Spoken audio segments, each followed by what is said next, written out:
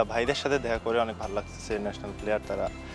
আর ওনাদের সাথে মূলত দেখা করছি এই কারণে যে কন্ডিশন ওয়াইজ বোলিং আর কি, কোন কন্ডিশনে কীভাবে বোলিং করবো আমরা সেটাই মূলত। আর রানা ভাই থেকে মূলত পেস শিখছি ব্যাপারে কিছু জানলাম। ধরো লেটে শিখছি, তো তোমরা লেটে না শিখে যদি এখন থেকে শিখো তাহলে ধরো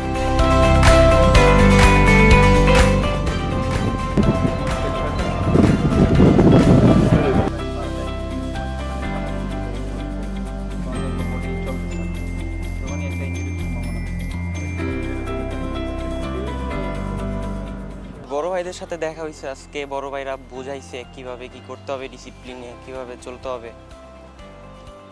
আরও কয়েকজন অনেক কিছু কোশ্চেন করছে যে কিভাবে ম্যাচ সিচুয়েশনে কিভাবে কি করতে হবে।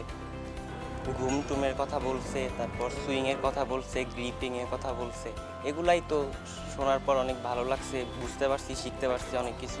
হ্যাঁ, ধরো ওরা যে একটা ওয়ার্ল্ড কাপ আছে আমাদের, ওয়ার্ল্ড কাপের জন্য তোমরা কীভাবে